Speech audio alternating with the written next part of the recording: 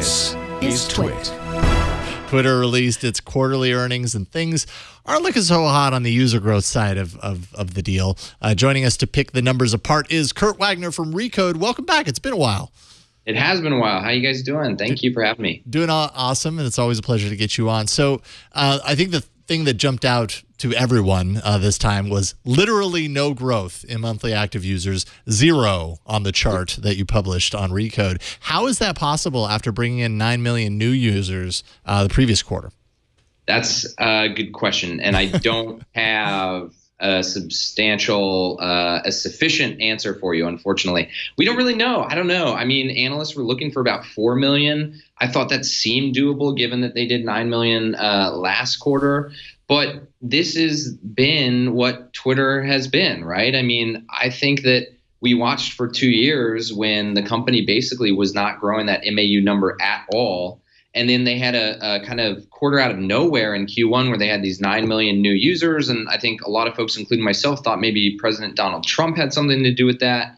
And now they're just kind of back to earth. And people seem really surprised. But, like, why are we surprised? Because this is what Twitter has been dealing with for the last 2 years. So I don't know why it was 0, but I'm also not shocked that it was 0. This doesn't actually mean that we've all been playing in the same sandbox with the same people for 3 months and there's been absolutely no new users, right? It's kind of a net effect of... The net ad, yeah, of course. So let's pretend that 1 million new people did sign up and 1 million folks who were kind of dormant decided that they were no longer going to use Twitter. The net additions were 0, so Twitter is not any larger. But yes, it's very possible that there are new users to Twitter, just not necessarily more users to Twitter. Right. Now, obviously, Wall Street has been reacting pretty harshly to this. You could expect that. Is this a bigger red flag now than it has been in the past? Like, at what point do we worry about Twitter more than we already are? Yeah, I mean, I think so, right? It's more worrisome now because they've had more and more time to fix it, and it's still not fixed. So I think that there are people who love Twitter and who will defend Twitter to the death, and they'll tell you that, hey, daily active user growth is up, and that means that even though the pie is not necessarily getting bigger, you know, there are more people that are already on the platform that are using it more often, and that's a good sign. That is a super, super positive way to look at this. I think in reality, when you see that Twitter has apparently hit basically a ceiling, if you will, for its like overall growth, for an ads business, a business that relies on, you know, getting ads in front of as many people as possible, that's not a very good sign. And, you know, Jack Dorsey's now been there for like 2 years, I believe. So it's not as if we can keep saying, hey, you know, you got to give him time to fix things. Like, there has been time, and I think Twitter has kind of solidified itself as a service that's only going to be relevant to a certain number of people. I mean, at 300+ million people is still a lot. It's not Facebook, right? So I think we just need to come to grips with the fact that Twitter is going to be a great platform for hardcore news junkies and people who love, you know, talking about live sports. But for the vast majority of the internet, Twitter is not going to be a place that is really relevant to them. And so monthly active users haven't changed, or those have gone down? So monthly active users were level. So net ads were basically no growth on monthly active users. But daily active users are up. So that just means those of us who are really addicted to it there are more of us that are addicted to it, or we're spending more time, those of us addicted to Twitter? Yeah, I mean, theoretically, we don't know because daily active is different than time spent, right? So it's not necessarily a sign that we're all spending twice as much time on Twitter. It just simply means that there are more people going to Twitter on a daily basis. And again, I think a lot of that has to be from our current political cycle right now, right? I mean, if you are a news person or someone who really cares about what's happening in politics, you're probably checking Twitter every single day. A year ago, you probably didn't have to do that. So I think that's the key there, is that there are just simply more hardcore users than there used to be. So I know Snapchat makes a lot of like the engagement of their users and, you know, just the value of their users, their daily active users. Can Twitter say the same thing? Can they say like, hey, you know, we have these dedicated daily active users and that's important. Advertisers give us more money.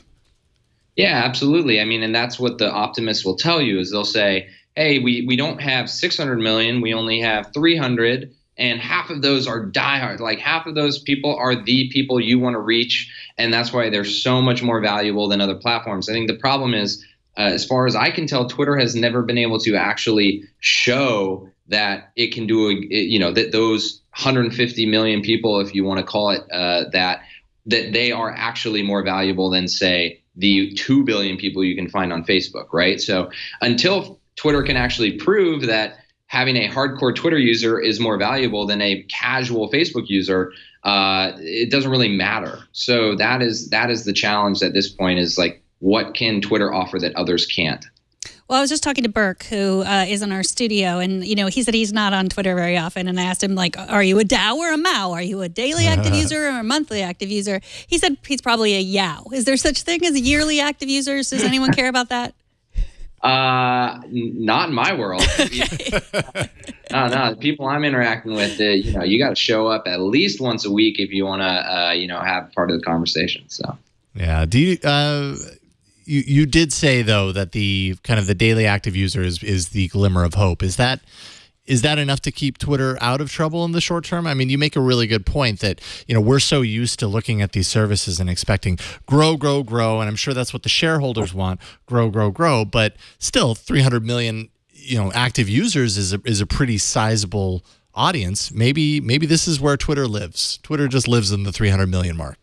I think that's exactly where it's going to live, right? I mean, for the last 2 years, it's gone from like 304 to 328 million, right? I mean, at this rate, it's going to be between 300 and 400 million for the next 7 years or 6 years. So this is where Twitter is going to live, and people are, I guess, coming to grips with what that means. As I wrote today, if you're an optimist and you believe this DAU number and the fact that there are more hardcore Twitter users than there were a year ago really matters, then sure, I guess that's a positive thing, because any site that has 200 million people going to it every single day, that's going to be a business. How big of a business, we don't know, but that will survive in some capacity, I would think.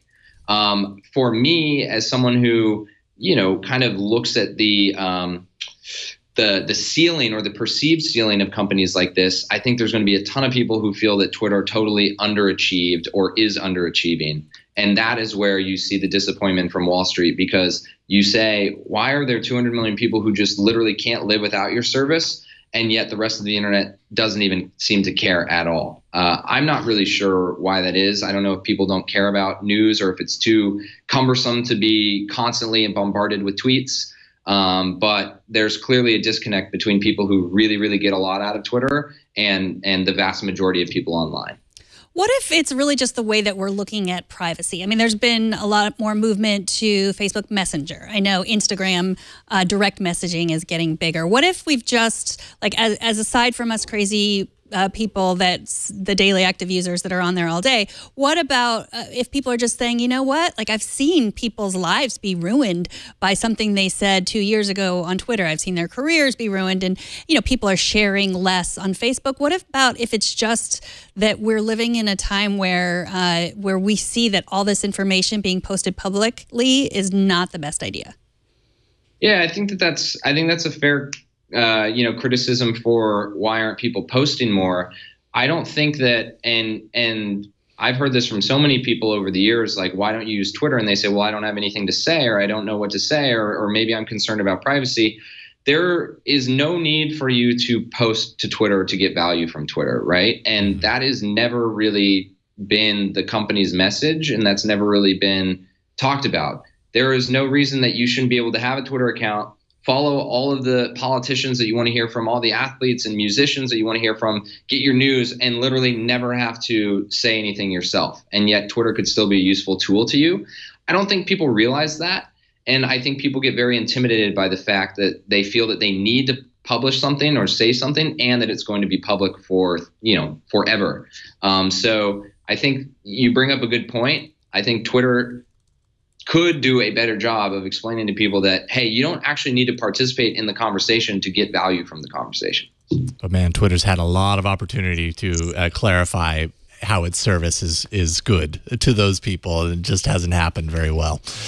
Kurt Wagner from Recode, always appreciate bringing you on, man. Thank you so much for joining us today. Thank you. Take care, guys. All right. Take care.